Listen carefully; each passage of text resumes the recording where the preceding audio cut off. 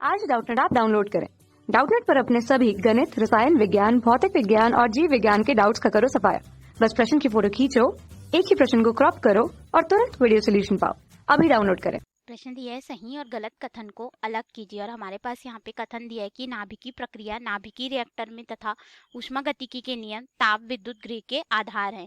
तो आइए हम लोग इस प्रश्न का यहाँ पे उत्तर देते हैं और इसको समझते हैं। तो जो हमारे पास यहाँ पे कथन दिया गया है, यह कथन बिल्कुल सत्य है। अब हमने बोल दिया कि यह कथन सत्य है, तो हमें बताना भी पड़ेगा कि ये क्यों सत्य है। देखिए, जो नाभिकीय प्रक्रिया होती है, ठीक है, नाभिकीय विखंडन की प्रक्रिया होती है, जिसमें हम लोग यूरेनियम 92 235 को क्या करते हैं, न्यूट्रॉन के साथ में बमबारी कराते हैं। तो ये परिवर्तित होता है विखंडनशील पदार्थ में, ठीक है, क्रिप्टॉन और बेरियम नामक तत्व में ये परिवर्तित हो जाता है। और फिर उसके बाद यहाँ पे नाभिकीय प्रक्रिया आगे जो है चलते रहती है। तो इसी तरह से अगर हम लोग यहाँ पे देखें तो जो यूरेनियम है, ये विखंडनशील जो हम लोग कर रहे हैं, ठीक है, यहाँ पे प्रक्रिया, इसको हम लोग किसमें करते हैं, नाभिकीय रिएक्टर में करते हैं। और फिर हम लोग उससे विद्युत ऊर्जा का उत्पादन करते हैं और बहुत सारी चीज़ों में इसका हम लोग प्रयोग करते हैं। फिर हम लोग को इसी में ही और कथन दिया गया है कि ऊष्मागतिकी के नियम ताप विद्युत गृह के आधार हैं। तो यह भी बिल्कुल सही है। क्यों?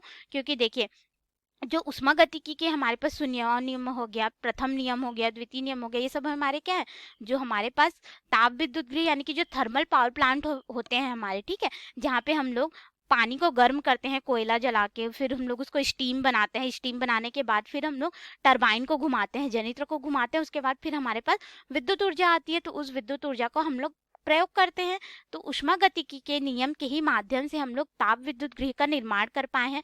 जैसे कि ऊष्मागतिकी में हमारे पास जो कार्नो इंजन का हमारे पास स्रोत होता है ना, जैसे कि हमारे पास यहाँ पे इस तरह से एक सोर्स होता है, सोर्स हो गया जिसमें इतनी ऊष्मा रहती है कि इसको हम लोग बहुत सारी ऊष्मा हम लोग ले सकते हैं, ठीक है। इसके ताप को T1 से दर्शाते हैं।